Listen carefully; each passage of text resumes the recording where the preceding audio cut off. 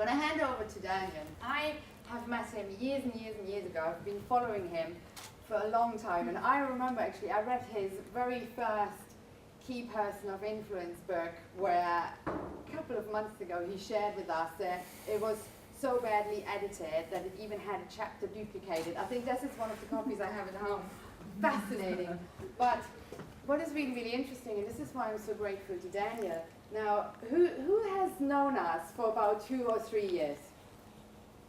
So how did we used to be called a couple of years ago? Pony Express. Exactly. So we used to be called Pony Express. And people kept telling me, Nick, it's weird, I don't get it, what's the pony? And I'm like, I like it, it's fun. And it was only when, probably because we paid him a lot of money, so I trusted his opinion a lot more than anyone else's, you know, when he said, look, it's really time to stop horsing around. And we changed the branding, and it has made a difference. I couldn't be happier. So today, Daniel's here to talk to me about oversubscribed. Ladies and gentlemen, Daniel Priestley. Thank you very much. My naughty and my nice, same thing really.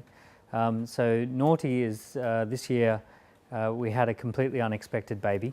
And that was also very nice. We had 2 little boys to start with, and now we have a little girl. So we finally got our daughter as well. So that's naughty and nice, right? And mind you, I have 3 kids under 5, and one of them is 12 weeks. So last night I didn't sleep all that much.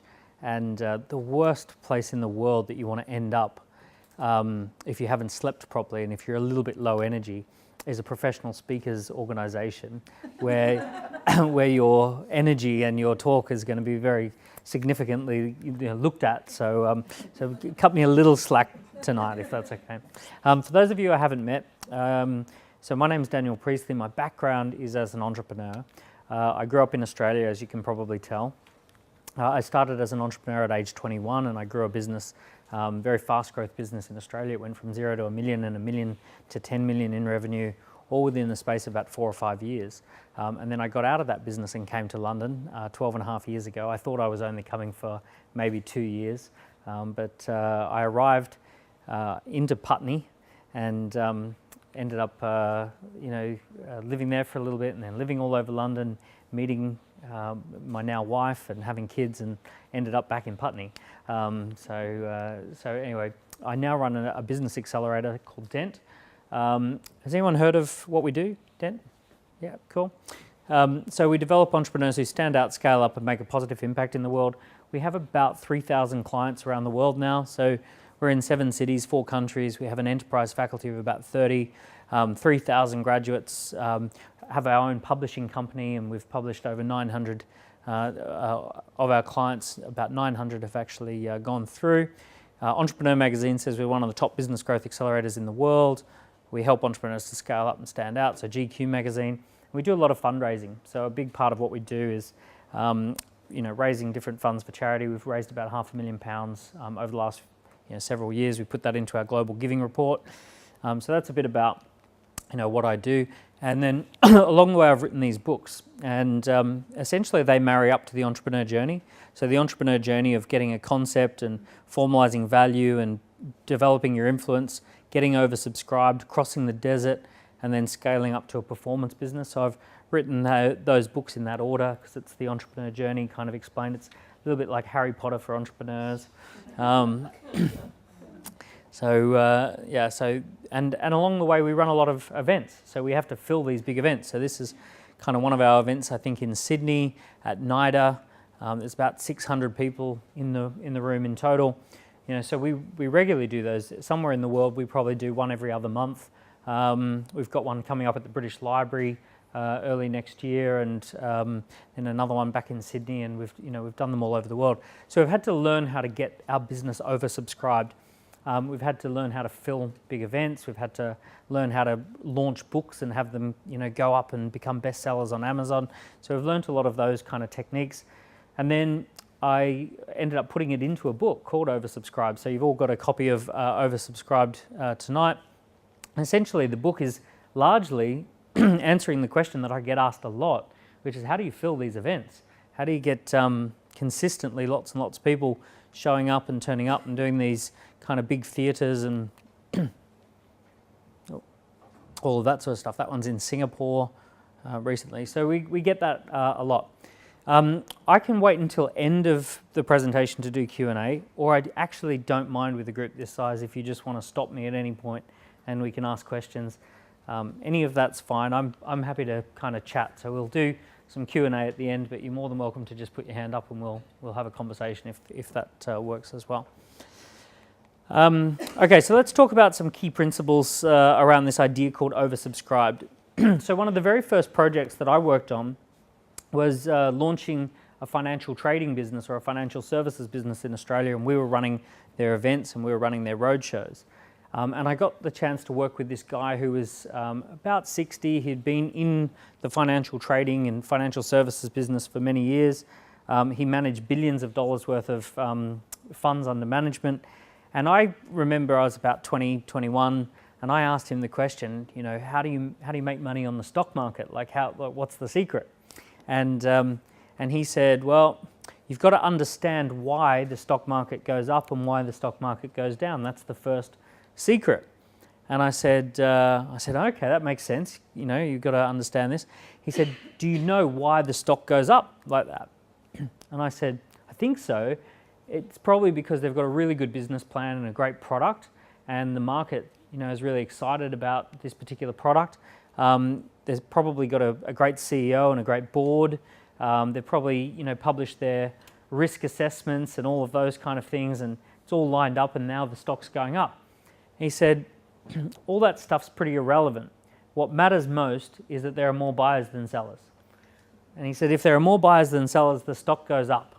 And he goes, guess why it goes down? I said, more sellers than buyers? And he said, yeah, you're catching on, you know, really fast.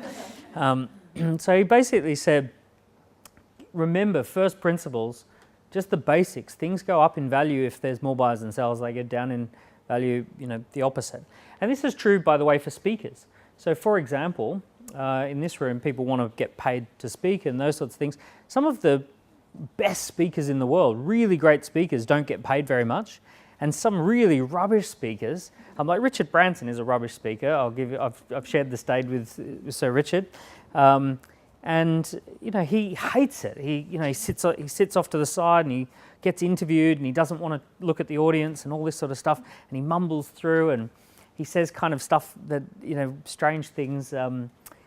You know, like how do you build a great team and a great culture? Oh, you've got to push people in the pool, and you know, that's, whoa, everyone's writing that down. You know, whoa, wow, that's amazing.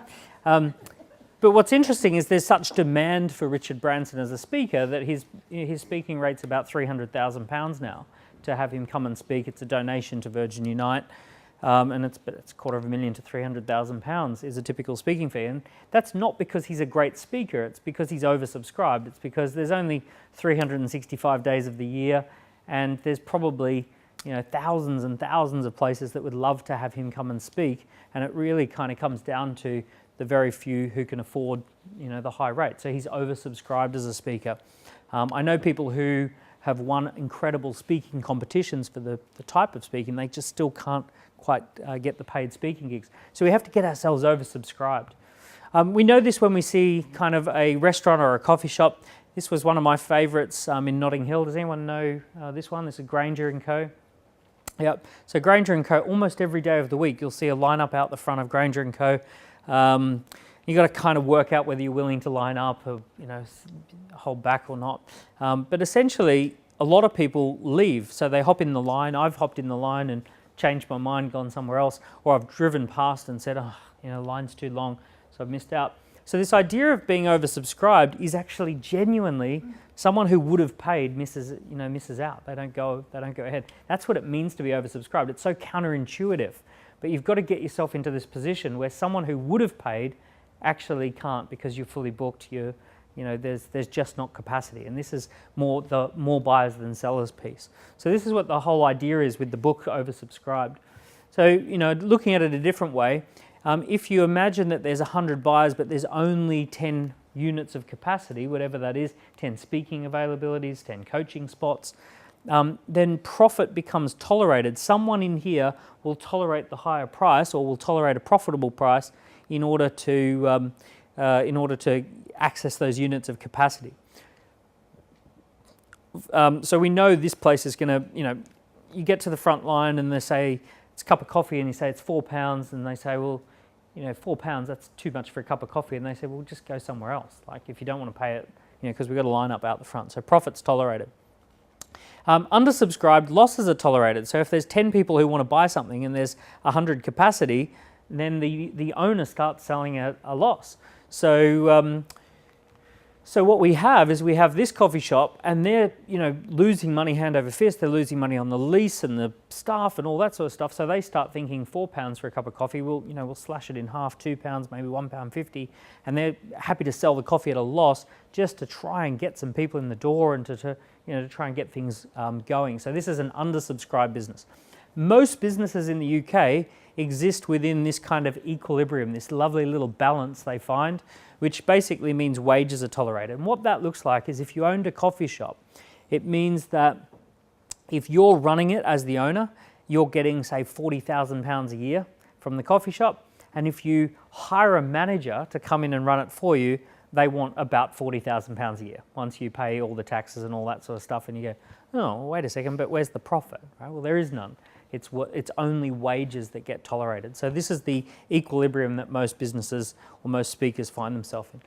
So the question is around this idea of what is capacity? So how do you measure capacity? And for most businesses, I would say that capacity is measured in units of delight. So your ability to leave people feeling delighted is a unit of capacity. That's what we're looking for there. We're looking for someone to pay whatever money it is. It could be $2,000, $10,000, and then they feel delighted that they spent that money. So let's say Richard Branson turns up to a conference and someone pays the £300,000, but because Richard Branson is the keynote speaker, there's 5,000 people in the audience and the promoter makes a lot of money and they all enjoy seeing Richard Branson, they get their photos taken and all that sort of stuff.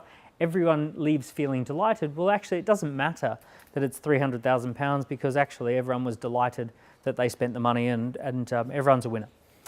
So going back to Granger & Co., here's the issue. If you've got a restaurant, let's say Granger & Co., and I know they have roughly speaking about 50 seats, 50 tables and chairs in there. I want you to imagine that the person who is in here running this, so I'll tell you at the moment, if you went in there today, you would line up for ages, you'd go in, but once you're in, everything's nice. So everything runs smoothly. It's not too busy, it's not too rushed, the food's really good, the coffee's good, the service is good. So it's almost like they're ignoring the fact that there's a lineup out the front. I want you to imagine a new owner comes in and the new owner or the new manager says, look at all these people out the front. Instead of having 50 tables and chairs, why don't we squeeze an extra 10 in? And now we've got 60 tables and chairs. And why don't we tell people that they've only got a 45-minute window, that they can have the table and chair for 45 minutes and then they've got to go because there are people waiting out the front. And now the staff inside, they've got to squeeze between the little tables and bump you when they're getting around. The food's not so good because they're extra 10 people at a time. The coffee's not so great. Everyone's rushing. You're just getting into your conversation. They say time's up, 45 minutes, you've got to go. So in example number one, there were 50 units of delight. There were 50 people who, the capacity was 50, and then we added tables and chairs, so we added 10. What's our new capacity? 0, right? Because now nobody leaves feeling delighted, so we don't actually have any units of delight to sell, right? So what's interesting about this is we have to acknowledge that capacity equals creating and delivering this kind of unit of delight. So we actually have to protect the experience. We have to make sure that if we're going to be in business at all, there's no point being in business unless you're delivering a unit of delight. And the reason for that is, it's obviously you want to do that for your clients, but also very selfishly, if you're running that restaurant and people are, they enjoyed going last week and now they come along and they've squeezed in and they're rushed out, are they going to come back? How long's the line going to last? That lineup that they've got out the front is there for a reason, and it's there because it's nice once you're in the restaurant. But if it's not nice in the restaurant, if there's no units of delight being offered at this particular restaurant, that line is over in a week. Within a week or 2 weeks, people have discovered that this is not worth going to this restaurant, certainly not worth lining up. So all of a sudden, the spell's broken.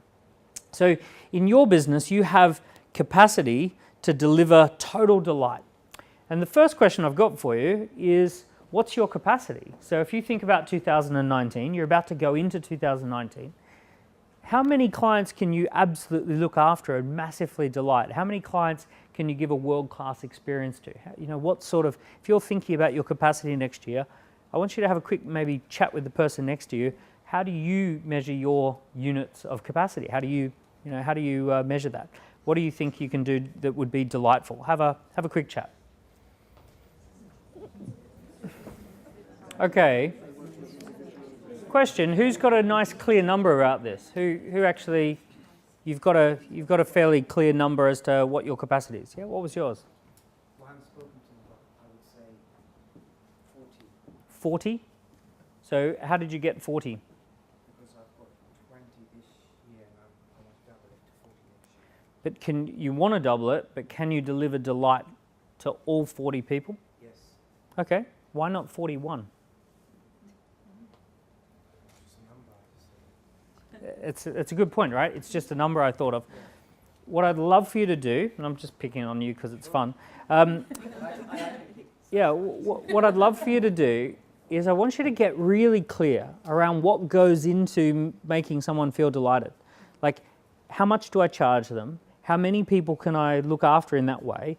Why isn't it 41? And if it is 41, why isn't it 42? And at what point does it become, stop? So for example, some people say, I can bring on one client per week and that's about it. And I can do that, 11 months of the year. So my number's 44. And it's really because I can do about 4 clients onboardings, per month, right? So then they get this clear idea as to where the parameters are. What we want to do is, for example, if you take a restaurant, it's really easy to calculate because there's 5 covers a day. There's 50 seats, so you can basically get the 50 seats times 5 covers per day. That's the capacity. That's the upper limit. If you try and squeeze more into the floor space, you actually, it's counterproductive. So you want to try and get precise numbers around what is your capacity. Anyone got a more precise number? Anyone got a number that they've kind of really got a reasonable constraint around? That's something interesting. So for me, it's 5 SME businesses. Yep. Per year. And 5 per year. Yeah. Great. So I work on long-term programs with them. Lovely. And then 5. So this is round numbers, but for a reason. Maximum 5 one-to-ones. But with entrepreneur programs, Yep. we're starting to go into membership platforms. So for me, I'm trying to figure out what is the number with that, because how big, and if it's a digital space as well. Yep. How do you work out a capacity with Yeah. digital? So you've got to be really careful with digital. Digital, everyone's like, oh, digital, it's scalable. I could have millions of clients. Have a look at what all digital businesses end up doing. They end up going to free. So, Google actually serves 3.5 trillion search inquiries per year. Everyone on the planet pretty much, or at least in the UK, USA, Australia, would pay $100 a year. Maybe they'd pay $365 a day. Who wouldn't pay $1 a day for Google, right? The whole Google suite of services for $1 a day. But what's interesting, of course they've thought about this, what's interesting is that ultimately when your supply is infinite, your value or your price falls to zero. So Google has to come up with other ways to monetize, simply because the demand and supply equation, as soon as you say we're 365 per year, Microsoft says, well, Bing is still free. And we all go, oh, I'm just going to do all my searching on Bing. Right? So Google understand this dynamic, this oversubscribed dynamic. I see people all the time, they take their business from offline to online. And offline, they have a natural capacity of, say, 25 clients per year. Those clients are happily paying £10,000 each. They've got a £250,000 business. They go, whoa, I'm going to release all my content for free online and do all this sort of stuff, but I'm going to charge for it. And they spend all this time and all this money trying to put it online, and then they discover that the price gets driven down to zero pretty quickly. So it's an interesting one. We need to find natural reasons. We need to find good reasons why the price point would exist, why the natural capacity levels would exist. So it's an interesting one. And the reason it's so interesting as well is because this will tell you when you're oversubscribed. So if your number is 42 and you've already got 20 of the clients, you have 22 spots available. So at the point that you get to 23, 24, 25 who want those spots, you're oversubscribed and the price is going up. Right? And people, effectively there's a bidding war. If you had 22 spots available next year and you gave an amazing talk to 1,000 people, I mean, what would happen to the value of those 22 spots? You'd just be so oversubscribed that you could name your price, and out of 1,000 people, you'd get your 22 at a fairly high price. It doesn't there come a point where the price point will increase so much that then you drive more business away? Where is the price? The price point is where the delight ceases, right? So if you charged £15,000, but the return on investment just wasn't there, then no one leaves feeling delighted. So they spend the £15,000 because of the demand and supply ratio, but they're left feeling a lack of delight. It was okay, wasn't great, wasn't amazing. They're not coming back. Next year you don't have any repeat business. Now you've got to oversubscribe 42, right? And also the word has spread that it's not really all that great. So now you're back undersubscribed. Right? So this is why we have to deal with delight. It actually doesn't matter what the price is, so long as people are left feeling delighted that they spent the money. Yeah? So it's very, very simple first principle. Any other questions on that, on your capacity? So here's the question. Once we know our capacity number, once we know how many units that we want to oversubscribe, we want to ask the question, how do we get oversubscribed? And the way that we get oversubscribed, in my experience, and the way I run my whole business, and we run a group of companies, we all use this methodology. I've used this methodology with hundreds of our clients. And it's called building your business as a campaign-driven enterprise. A campaign-driven enterprise has got 3 things that you need to get right across the course of the year. So the 3 things is our weekly baseline of activity. So what does our perfect repeatable week look like? What are we going to do every single week in order to achieve oversubscription? Our quarterly campaigns, so campaign 1, 2, 3, and 4, and our annual big message. So these are the 3 elements that go into having a really great year. So element number one is the baseline. The baseline is essentially what I would call the perfect repeatable week. So the perfect repeatable week is what is the activity. One of the ways we measure this is something we call LAPS. Leads, appointments, presentations, sales. The next one is what we call standards. And our standards are essentially what are the key things that we measure, or key performance indicators. We can't use KPI because we run a program called Key Person of Influence and it confuses everyone. But what are the standards that you're measuring every single week? What are the sales activities that you're going to do every week? And you need to know within a week's, like maximum a week, whether you're on track or off track. So one of the things I find with small businesses that struggle is that they're never really quite aware as to whether they're on track or off track for being oversubscribed for the year.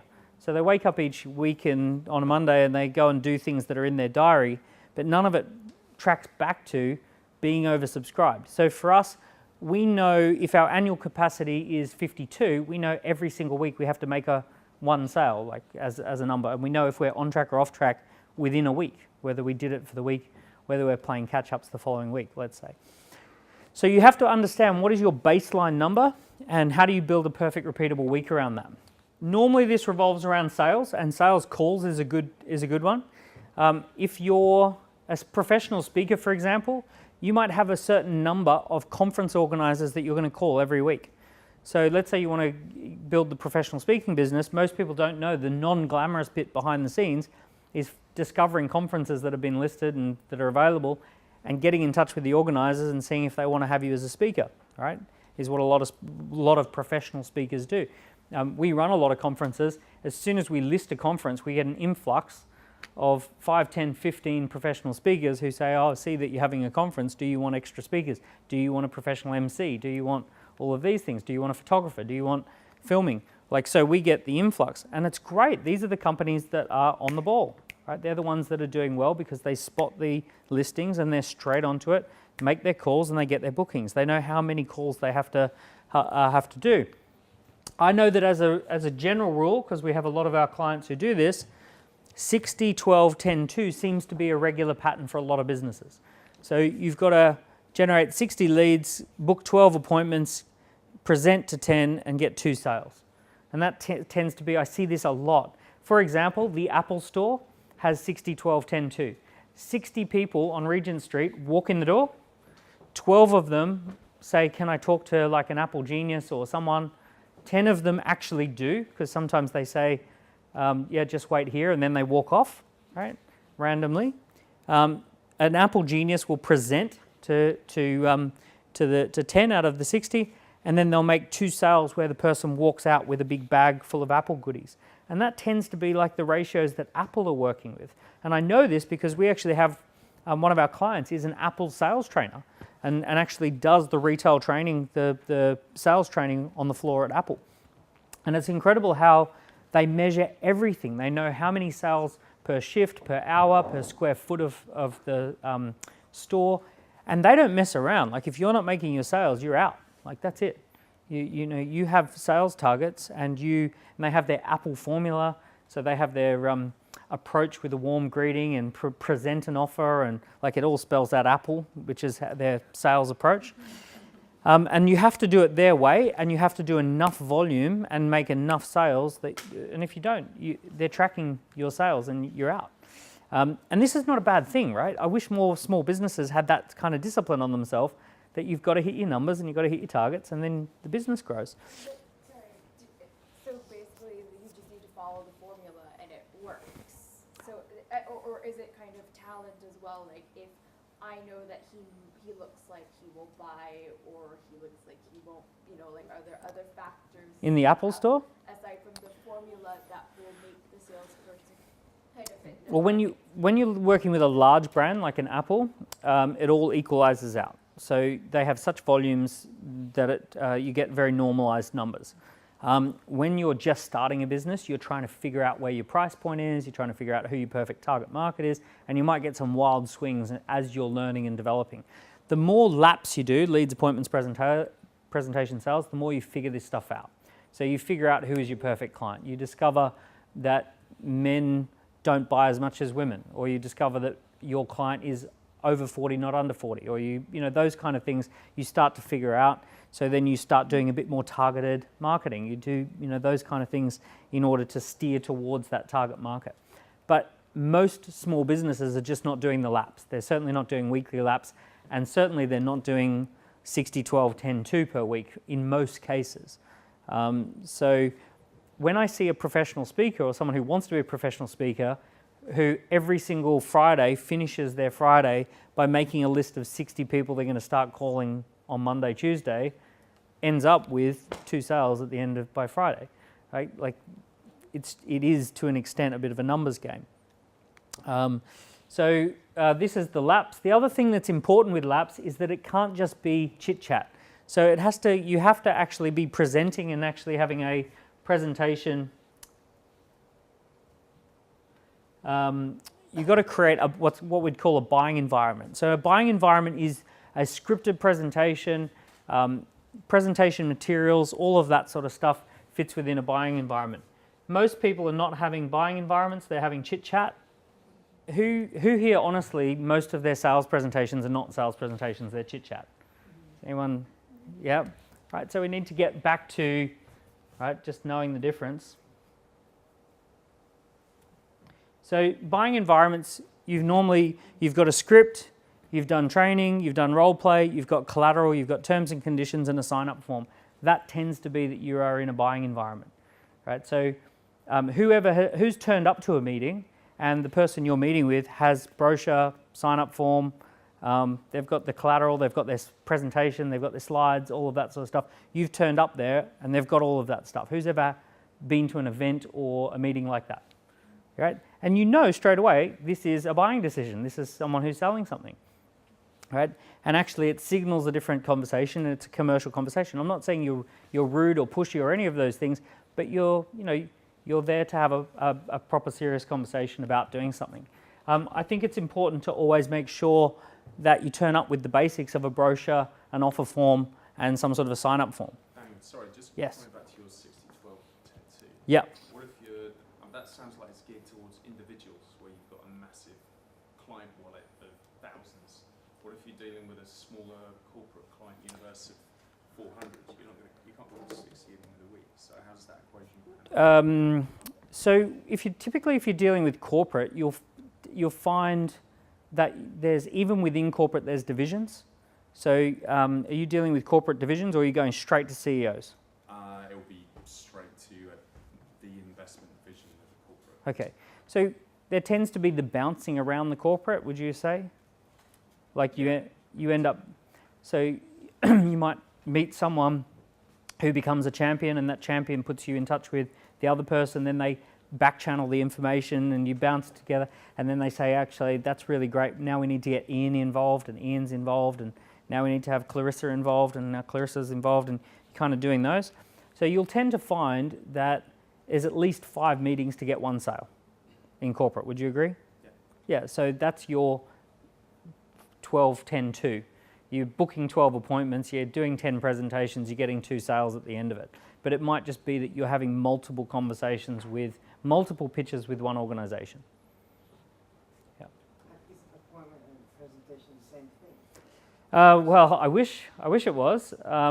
We factor in the fact that they reschedule. So for us, an appointment is an appointment booked, and a presentation is a presentation delivered. So a presentation delivered is that you actually delivered it the way you said you would. It didn't go off track. You delivered a presentation the way you wanted it to go. Yeah. How do you make sure in a presentation that you don't give away too much of what you're going to do with them or planning to do with the client? Yeah, so this is about rehearsal, preparation, role play. So like great salespeople and great sales team, they do loads of role play before they go and do a meeting. If you go, I've done some work with the Big 4 accounting firms. Big 4 accounting firms, they do these role play, they actually hire actors to come in and pretend to be CEOs or to be boards. And they give them these personas, and they sit around, and then they make the partners sit down and present to this actor. And everyone knows it's an actor, but they're doing these role plays. And they'll do this when they have a big deal, or when they're going to pitch an audit deal that might be worth millions and millions and millions of pounds. They actually rehearse with actors, with real actors, who are trained to be challenging and difficult and all this sort of stuff. And they cast actors to be like the people who they're going to be presenting to get the partners in the zone for how they're going to present the deal, because they're such high stakes presentations. So this is the same sort of thing. You want to practice, rehearse, role play, and get to the point of this is typically the answer is we share the what and the why, but then you work with us to do the implementation and the how. The other thing too is I feel like the value equation is moving in the direction of implementation as opposed to more ideas. I think the ideas tend to be, if you look at Jamie Oliver or a famous chef, they give away all the recipes for free. They're all available in the books, and guess what? Their restaurants are full as a result of it, because people, they read the recipes, they see the food, they see the books, and they go, whoa, that looks amazing, I'll go to the restaurant where they make it just like that. So they charge for the implementation, but the ideas and the information is fairly freely available. A few exceptions to that rule. That ratio, does it work for webinars in terms of a presentation? Yeah, it tends to be for every 12 people or 12 people who start a webinar, 10 will finish the webinar, 1 or 2 will then go through and become a client, yeah. Depending on the offer and all of those things, but those are the types of ratios that you tend to be looking for. Because there's a much lower barrier to entry of getting onto a webinar, sometimes the ratios go up a little bit higher. So I've seen 20 people gets 1 sale versus normally face-to-face it would be 10 that gets 1 sale, but then it goes to 20. Yeah. More of a reinforcement, because I heard this from you like 3 years ago, and it kind of works with averages, and I've seen it 100, 80, 20, but the ratios stay the same. You just got to look at the numbers and work out what the averages are for your business. For your business, yeah, it'll be. I think what that gave me was something to aim for, because obviously you've proven it 1,000 times over in different countries, so Yeah. you've got the evidence to back it up, so it's something to aim for. And if I'm not working at those averages, then I look at process from leads through to getting appointments, through to why aren't people turning up to those appointments, and challenging myself on the actual sales script. Yeah. And I think the other thing I would say, just coming back to your question, is I'm the world's worst at giving too much away. So now I get somebody else to do the calls. They're not. There you go. Most of my appointments lead to a sale, or a presentation leads to a sale. But let's say out of 100 presentations, I've got a client who doesn't buy, and he's wasting my time because I'm going to go and see him. Should I start charging people for time that I've actually wasted with them? Yeah, so I'd create something that I would call a product for prospects, and a product for prospects is something that people can pay for and get a delightful experience, and that then becomes a bit of a filtering mechanism. So for example, you might do a workshop, a boardroom presentation, a piece of research or something like that, just an easy piece of work that people can buy as a product for prospects, and therefore you package into that the presentation and the sale, so that therefore you're already being paid to present. What type of business is it? I design and craft the bespoke luxury Oh, items. yeah. So you might do, you might do a design phase, right? So you actually charge for an actual design session. Yeah. It might not be a full rate. You might do a discounted rate design session. But the other thing too is it's not sustainable either that everyone buys. Like, that's not actually a good result. It tells me your prices are too cheap. You're doing too much for too little if every single person looks at it and buys. But it could be because it's a micro niche. Yeah, it could be it's a micro niche. Yeah, fine. I was actually just going to say that same thing. It screams out to me, if everyone's buying, then it's too way too cheap. Yeah, it should push your price. It will normally have the effect of pushing your prices up. So unless you're really struggling for the leads, but ultimately it should push your prices up. If everyone's buying, you should start thinking maybe I'm a little bit too cheap. Yep. My normal laptop just completely decided to not show the screen 2 days ago. It was just white.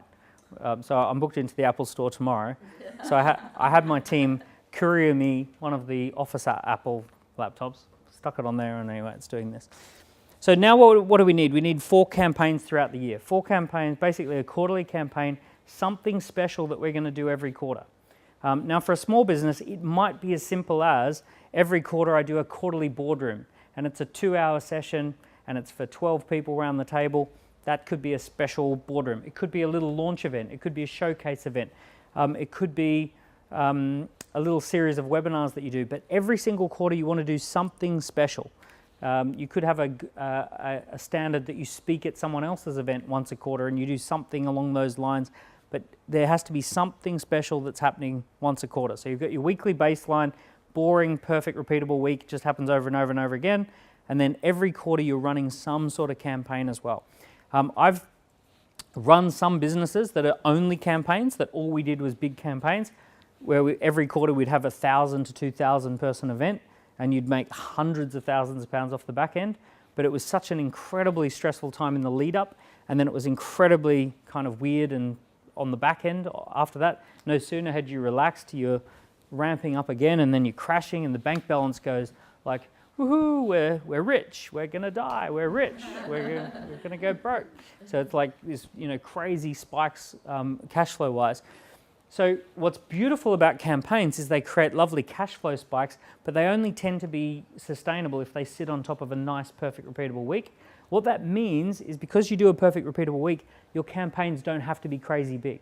So what's weird for, one amazing digital client of ours that runs a digital agency, they do marketing automation for real estate agents, and they implemented the perfect, repeatable week and a quarterly campaign. Every single quarter, they do a 40-person workshop for half a day. So it goes from 1 o'clock till 5:30, and they get real estate agents to come in to do a conversation about marketing automation. They present what they do. They select 40 people, typically people who didn't buy first time around. They come along to the workshop, and then they end up with about 20 new clients. Average value of a client is about 10 to 15,000 pounds. So they're making 200 grand off the back of 40 people in the room. And they're doing that quarterly. They've added 800,000 to their business just off their quarterly campaigns. Just brilliant to do that. It doesn't have to be huge, doesn't have to be crazy, but just do something special that's quarterly. So you'll see these ones, this is what we do. These are our quarterly campaigns. We've actually started to shrink them down a little bit because our weekly baseline's been growing so heavily. We're getting such a great result on our weekly baseline that we just don't need to do as big a quarterlies. So we used to do 500-person quarterlies, and we've shrunk those back down to 250 people per quarter. They're just easier to fill, and we don't really need to do them so much anymore.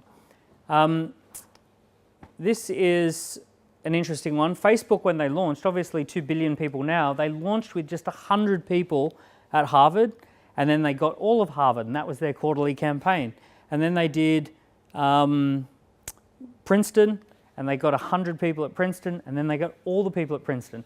And what they did is they focused intensely on one of the Ivy League schools every single quarter for their first couple of years. So from 2004 to about 2006, they were just for the Ivy League schools. So it was a university-driven Facebook thing. Apple, when they launch a new product, this is an interesting one as well. Do you remember that there was a couple of years ago, there was the new iWatch, and it was like a brand new thing? So Samsung got wind of the fact, mainly because they manufacture the screens, but they knew about the iWatch coming out, and they thought they'd be clever and rush the product to market. So Samsung says, we're going to get this product into the market first.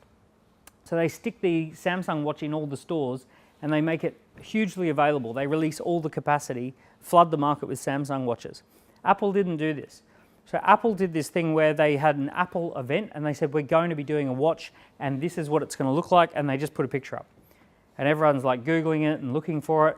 Then eventually they stick a little page on their website saying, you can register your interest in the watch. And then they do another event, and they're showing Christy Turlington wearing the watch, and she's been through Africa, and she's been wearing it the whole time, and she's loving it, and she's been going on runs and tracking her runs with it. And they then allow you to register your interest. And they get something like 15, 20 million people registering their interest, that they're interested in this. They then do this weird thing where they say the Apple Watch will be available to look at behind glass at the Apple store. So you can go in and you can't touch it or try it on or anything like that, but you can just look at it through the glass. And they let you know that they're now at stores for just viewing, looking at, right? And they build it, and they build it, and they build it, and they build it, but they don't sell it. They don't make it available. They build up, build up, build up. And then eventually, they've got 15, 16 million people who have signaled some interest that they would like one of these things, and they release 3 million of them. So a tiny percentage. And they tell people there's only going to be 3 million units of this product. So they were massively oversubscribed, and then they released 3 million. Of course, because they'd done such a build-up, the 3 million gets snapped up within about a month or two. And then they're out of watches. We don't have any left. If you want one, you can't get one. Then you start seeing your friends who've got one, and it's like, oh, you've got one of those watches. I've seen it behind glass. Can I look at it, right? And they're like, yeah, you can look at it, but only from there. Right? So then you want one. So they know, what Apple does differently is they know how to oversubscribe something, and they don't just release products, they oversubscribe the products. So they're using what we call a campaign timeline. Campaign timeline has planning, then this phase that nobody does, called the build-up, and then they get oversubscribed before they release. Now, some of you in the room I know have worked in banking, investment banking, for example. This is the essence of investment banking. So if you're going to float a company, you know how you hear about these people at Goldman Sachs who earn fabulous amounts of money and all this sort of stuff. A big part of what they do, if you're in this world, is if you're going to have an IPO, this will be the IPO, the release, you spend an enormous amount of time oversubscribing the IPO. So let's say you want to raise £100 million. You have to go around to all of the fund managers and the pension funds and the family offices and all of these high net worth individuals, pitching them that we're going to do this IPO. Will you commit some money into the IPO? Will you invest on the IPO? You know, here's why we've priced it. We think it's going to go up, 15% in the first couple of months. You're pitching it, getting people to give you non-verbal or small commitments. And then when the IPO launches, have you ever heard them say something like it's 4 times oversubscribed? Right? So it's like there's 100 million worth of shares going available, it's 4 times oversubscribed, there's 400 million worth of pledges, and then sure enough it goes up on the IPO. Right? So this is what they're doing. They're doing this build-up phase. They're announcing to market that they're oversubscribed, and then they're releasing what it is. Now that, you would get it for an IPO, but you can do a mini IPO on anything. So if you're a coach and next year you have 10 coaching spots available, rather than saying, I've got 10 coaching spots available, would you like one? You can actually say, at the moment I'm fully booked, and next March I've got 4 coaching spots available. I only work with this type of person. I like to interview my clients first. I like to do an application process. Would you like to apply? So then you could get like 30 or 40 people apply for 4 spots, and then when you meet with people, you hand select who you most want to work with and say, I have 30 people who want these 4 spots. Would you like one? You know, I've selected you first, but if you don't want to work with me, that's totally fine because I'm oversubscribed, but would you like one of those spots? So you oversubscribed through signal collecting as opposed to just making capacity available, right? Would the client ever think you're lying, that you're oversubscribed? Because they see this so much, like, oh, we have this, and then you're like, oh, we're fully booked, and then I book on the day, and it's not. It has to be executed elegantly, and you have to stick to your guns. So like if a client says, oh, look, I really don't want to go through the application process, can't I just book? You go, I'm really sorry, the next availability is going to be March, depending what it is, right? This is my capacity, I've got 4, and you have to kind of get a little bit, you have to kind of see the bigger picture here and say, wouldn't it be a self-fulfilling prophecy if I had 20 coaching clients apply, I got them to fill in an application process, I chose the 20 that I know I've got the best chemistry with and can make the biggest impact on, I then select from those 20, I select the best 4 as my clients, they're really excited to work with me, I'm excited to work with them, and then they get great results and refer their friends because it was so good, and then I've got a great reputation for getting incredible results. So you have to see the bigger picture that this puts you in a long-term position of being oversubscribed and self-fulfilling prophecy that your clients get great results. It's kind of like a nightclub where they only let sexy people in, and then you go, oh, this club is full of sexy people, right? they made it that way. They orchestrated it. Yeah. Any other thoughts or questions around this? Does it make sense? Yeah. Anyone failing to see how it would apply for their business? No? Cool. Good. The final one is the big message. So the big message, this is where you have one big message for the year. So all year you're now focused on how do I deliver this big message mostly throughout the year. So it's a thought leadership piece. It's something that sets you apart. It's something that you're all about. So the reason for this is we need to really, over a long period of time, start connecting with people.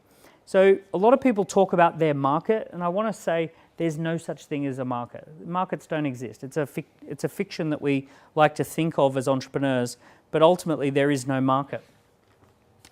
There's only individuals, and inside every single individual's head is a world that is infinitely as rich and complex as your own inner world.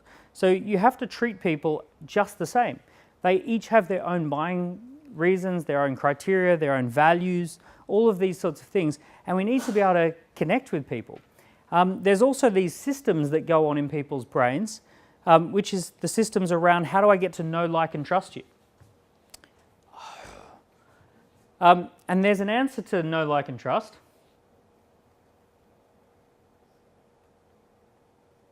And essentially the answer is that, it's weird, it's not even on the same slide over here.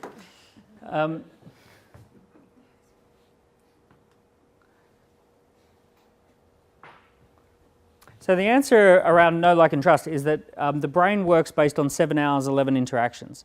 So when we have spent 7 hours or 11 interactions with someone, we end up knowing, liking them, trusting them. And that's how the brain is worked, 7-11.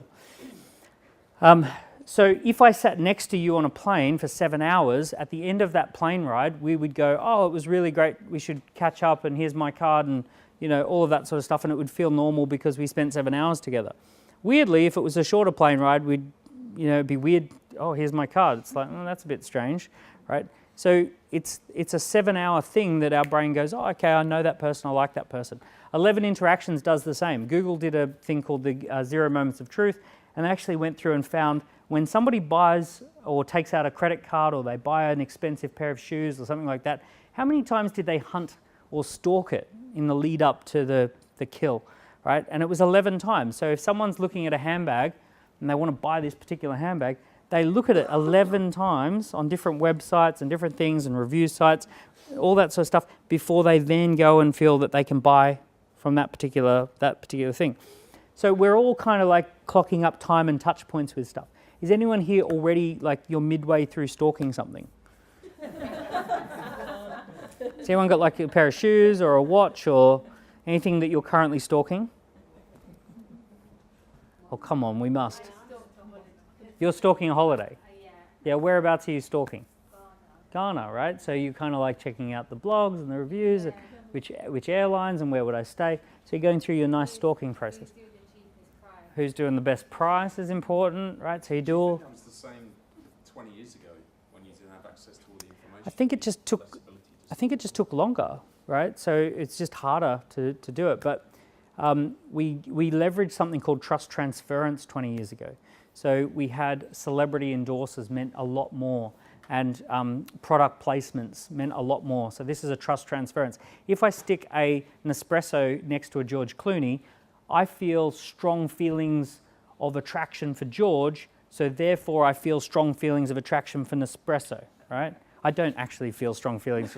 I'm talking about the psychology of it, right? Okay, let me flip it. I think George is really cool, right? I would like to be more George, right? And then I think, oh, this is a really cool Nespresso.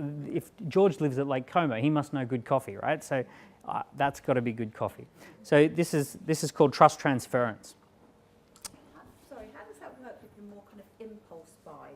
You know, all the stuff that people are blogging now on Facebook, and people buy impulsively, having seen. Give me an example. So there are these. The women will know this tights, tights that don't rip, and you go, oh my God, tights that don't rip, and we don't know the company, we don't know where they're shipping from. Buy it, Yeah. So, well, what typically you've got an experience that's more than 7 hours or 11 interactions around, you've got a band of experience around buying tights, and this fits at a price point you already know is a good price. I bet men would look at it and go, I don't know if £12 for a pair of tights is cheap or expensive, and do they rip? So we're not excited by this because we don't have the same 7 hours or 11 interactions history plus with that particular category. So the reason you know it's a good deal is because you've got the history with it. Yeah. Cool. So the idea here with this campaign, this big annual message, is that what we want to do is we want to clock up a lot of time, interactions and touch points around our brand. So we want to have a message that goes out communicating that time interaction or that gets to know people. So an annual big message, so at the moment we're talking about an annual big message at Dent around the idea that 2019 is laying the foundations for the decade ahead. That what you do in 2019 is actually really impactful and sets your trajectory for 2020s. And we actually have an entire narrative around this that 2019 is the end of the beginning. And the end of the beginning means that we're in the digital age, the digital era, and the first 20 years from 2000 to 2019 is the beginning phase of that era, and from 2020 onwards is the next phase of that. So this is, in the S-curve, we've done the beginning of digital, and now we're going to go on this massive transformational journey in the decade ahead. And essentially, and I do genuinely believe this, what you do in 2019 will actually, it's almost like a race is about to start, starting line, and you've got basically 13 months to choose what vehicle you stick on the starting line, and then after that, you're stuck in that vehicle, right? And then that's, so if you turn up to the race with a bicycle, then you're going to be riding a bicycle, watching people with cars going much faster, but you'll be stuck on the bicycle because it's the end of the beginning. The beginning round is picking your vehicle. So it's important. 2019 is an important year. So this is part of our big message. And we've got an entire thing of thought leadership that unfolds over 52 weeks and different content that we put out there and different messages. Now, I haven't written a year's worth of content, but I've kind of mapped out this is the narrative. This is what people are going to follow along for as we unfold through 2019 and into 2020. Previously, we've done the entrepreneur journey. We've done the 3 parts to every industry. We've done all of these kind of key thought leadership narratives that last for about 12 months while we're putting that together. So the more we build that, the more we have a 7-Eleven journey that people can go through. What we actually really want is we want to drive this little wedge in here so that you no longer have a market, you have your market. Your market are the people who absolutely love you. They know you, they like you, they trust you, they just want you. When someone is an Apple buyer, they don't care how much a tablet PC is. So if you look at someone who's just bought the new iPad Pro and you say to them, do you know that you could get a HP for half the price? Do they care at all?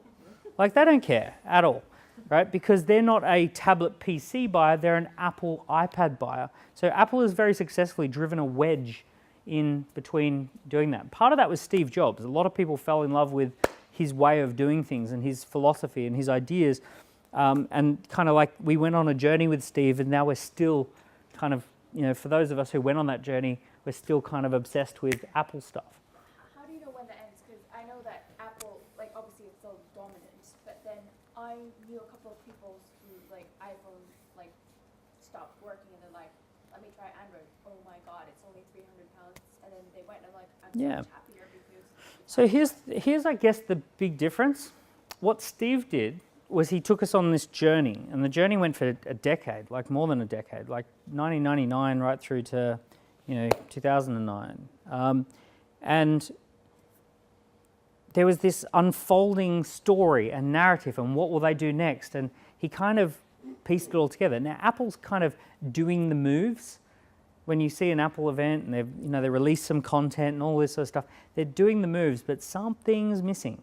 The story's just not quite, it's just, there's something not quite there. So hence, this whole 7-Eleven 4 journey, or the 7-Eleven journey, this annual big message stuff, isn't quite connecting. It's not resonating. It's not getting people to become the crazy fans that they once were.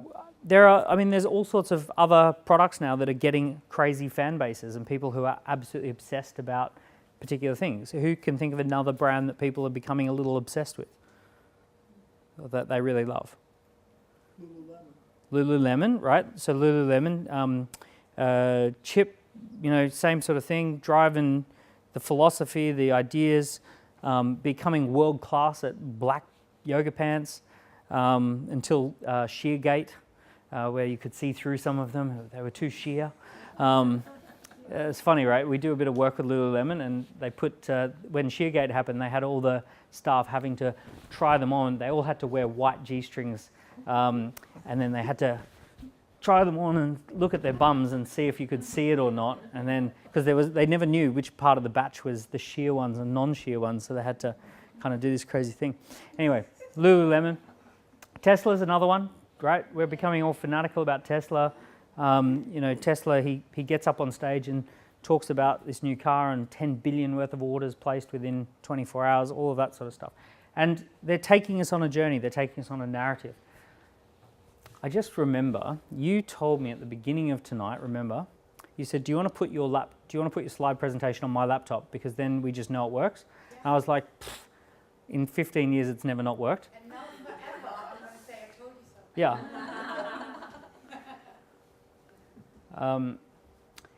Final thing I'm going to just kind of jump through. How am I doing for time, Anik? Badly. But people love you, right? So. Okay. All right, I'll do this last little piece. It's gone badly because there's no flow to it. All right, we can now use this as an example. So one other final thing that I really want to encourage you for 2019 is advertising. Like, I do not understand why with small business that advertising has a bad, dirty word. It's like, oh, small business, you can't run ads. It's like, are you kidding? Like, ads are great. It used to be, when I started out, the minimum viable ad that you could take out was a quarter-page ad in a newspaper was about £7,000 to take out a small ad in a newspaper, and that was like the entry level to the game. Now you can run ads for 10, 12, 15 pounds a day and kind of build your campaigns and all this sort of stuff. A good rule of thumb, 5 to 9% of revenue. So if you've got a 100 grand business, 5,000 to 9,000, put it back into the ads and your business will grow. Obviously you have to get targeted, you have to be smart with it, but the business grows.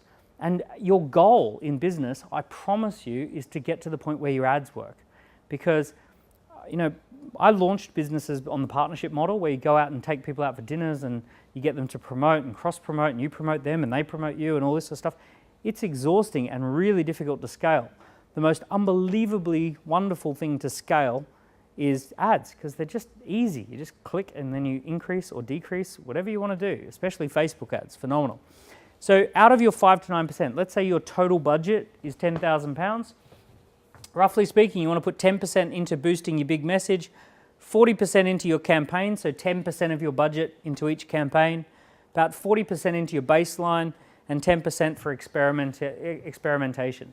So that's a really good kind of rule of thumb, and you want to get your ads going. Everyone's going to have different advertising approach, but roughly speaking, don't under-advertise. I've seen so many brilliantly designed and built businesses that they're built like a rocket, and then they don't fuel the rocket up, and they wonder why it doesn't take off. And the fueling it up is running some ads. So do keep that in mind. All of this stuff fits within a body of work that I do called Oversubscribed Campaign-Driven Enterprise. You've got the book there.